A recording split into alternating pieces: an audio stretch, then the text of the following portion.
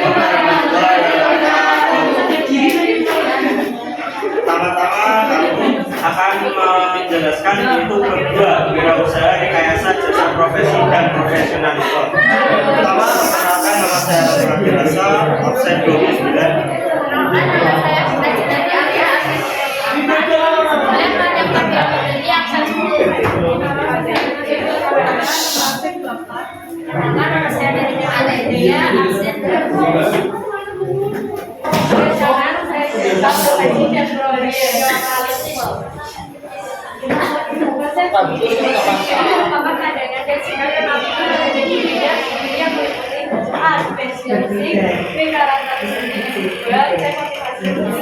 Jasa profesi dan profesionalisme adalah orang yang berprofesi melakukan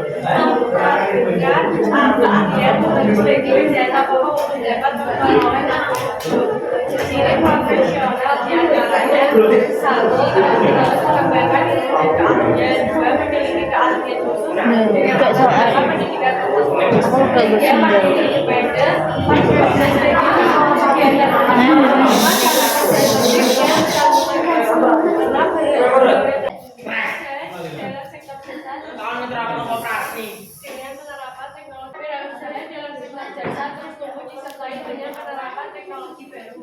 ini memperkuat perekonomian bidang jasa dan mengharuskan seseorang mempunyai keterampilan di bidang usaha. Beberapa ciri-ciri wirausaha diantaranya: satu, melakukan dengan berorientasi pada efektif aktivitas dari efisiensi, memiliki jiwa kepemimpinan. Dua, memiliki motivator, tiga dari aktivitas. Empat, semangat mengatasi kesulitan. Lima, memiliki daya inovasi dan imajinasi tinggi. Enam, tepat dalam menerapkan prinsip ekonomi. Memilih sistem manajemen yang tepat adaptif terhadap perubahan lingkungan.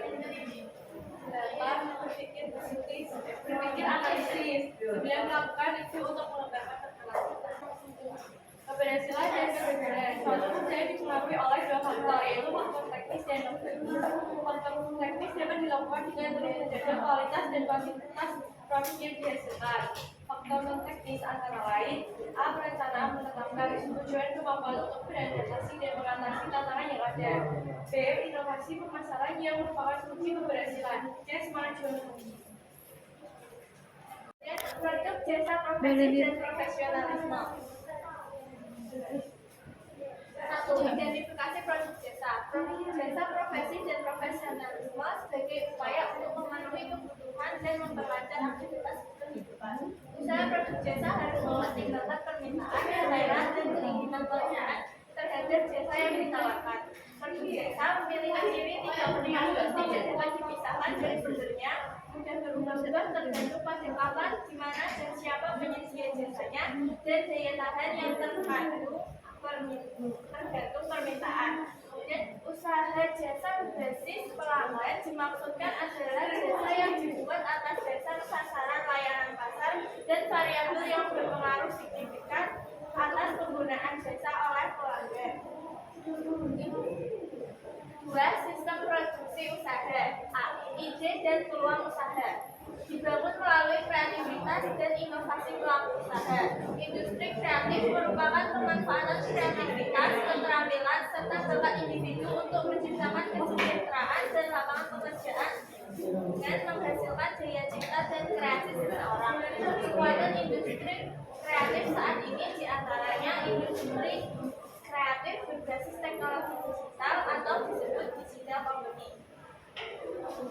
B. Sumber daya yang dibutuhkan. Sumber daya manusia sebagai pelaku usaha jasa profesi dan profesionalisme harus memiliki persyaratan-persyaratan yang disesuaikan dengan sektor yang membutuhkan jasa tersebut. Persyaratan berupa kompetensi kerja. Kompetensi kerja yang dimaksud: 1. Kompetensi personal, emotional stability, self-management, orientation toward work. 2. Kompetensi sosial, capability for communication and teamwork. Ketiga, kompetensi teknis, related skill, knowledge, and experience. Yang keempat, kompetensi metodologi, analis, teknik, abstract thinking, implementation, and control information.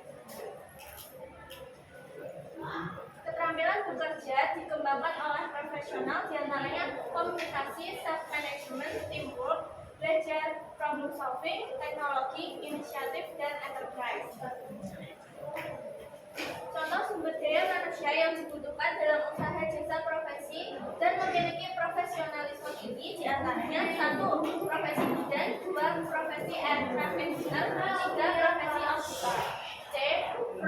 Potensi produk jasa di daerah jasa profesi berkembang tergantung wilayah setempat di mana masyarakat membutuhkan layanan jasa tersebut diantaranya di wilayah industri membutuhkan jasa-jasa laundry, jasa catering, jasa pendidikan anak. Di wilayah perdagangan ada jasa paket pengiriman baik domestik maupun ekspor impor. Di wilayah pemukiman ada jasa penyedia makanan atau restoran, jasa perawatan taman, dan jasa hiburan. Kemudian di wilayah pariwisata ada jasa pembuatan souvenir. Di wilayah pertanian ada jasa operator alat berat, jasa pengiriman jasa pertanian. Di wilayah peternakan dan perkebunan ada jasa wisata lingkungan, jasa pembesaran unggas atau ayam potong. Di wilayah pendidikan ada jasa fotokopi dan penjelasan buku, dan juga jasa penyedia makanan. Pengembangan usaha jasa dapat dilakukan melalui beberapa cara, diantaranya proses produksi. Langkah-langkah yang perlu diperhatikan dalam proyek kegiatan usaha jasa profesi dan profesionalisme dengan tahapan sebagai berikut.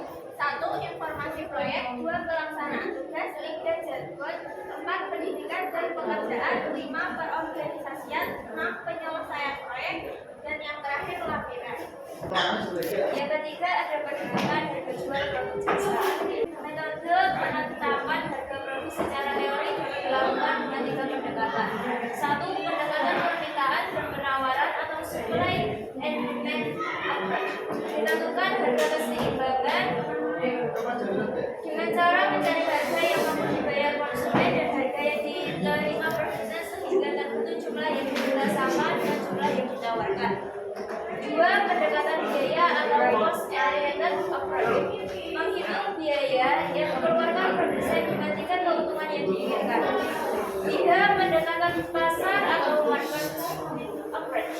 Merumuskan harga untuk produk yang dipasarkan dengan cara menghitung variabel-variabel yang mempengaruhi pasar dan harga, seperti situasi dan kondisi politik, persaingan, dan sosial budaya. Penghitungan harga jual produk jasa ditentukan oleh faktor-faktor sebagai berikut. 1. Standar upah atau gaji terkait sertifikasi profesi yang dimiliki. 2. Tingkat kesulitan pekerjaan seperti pada pekerjaan servis kendaraan. 3. Bahan atau suku cadang yang digunakan. 4. Standar upah minimum tiap-tiap daerah.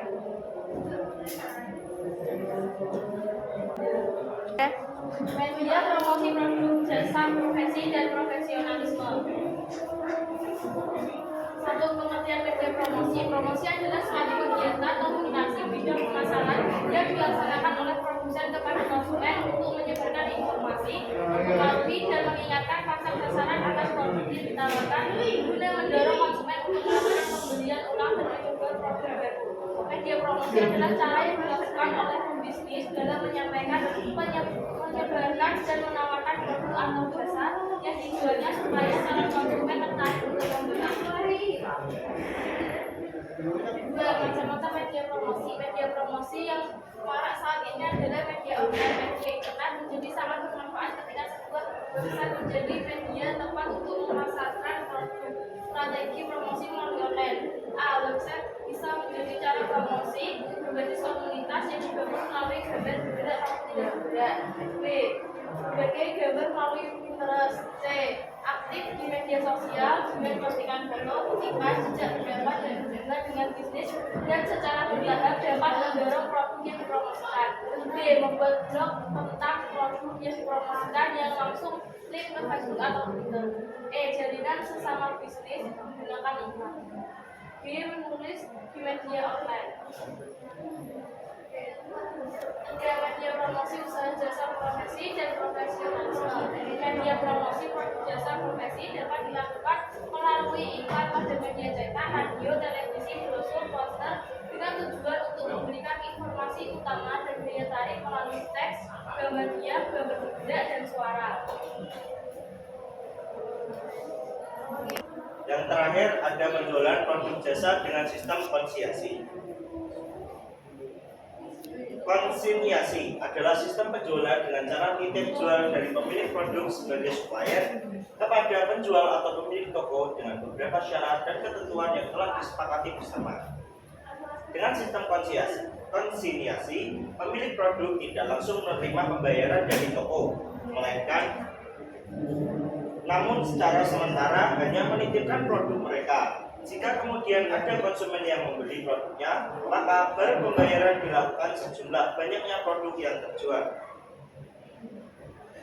Penjualan dengan sistem konsinyasi. Sistem penjualan konsinyasi adalah salah satu sistem transaksi penjualan di mana terdapat suatu perjanjian antara kedua belah pihak yang berisi penyerahan barang produk dari pihak pertama pemilik barang kepada pihak kedua pemilik toko untuk menjual kembali kepada konsumen dengan harga dan syarat yang sudah diatur di dalam perjanjian. Dalam perjanjian ini biasanya pihak kedua pemilik toko akan mendapatkan komisi dari pihak pertama pemilik barang jika barang atau produknya laku terjual. Pihak yang menyerahkan barang atau produk pemilik barang disebut konsior, sementara pihak yang dititipi barang disebut kongsi. Barang produk yang dititipkan disebut barang konsinyasi, mirip dengan drop shipping di Indonesia. Sekian presentasi dari kelompok kami. Terima kasih. Wassalamualaikum warahmatullahi wabarakatuh.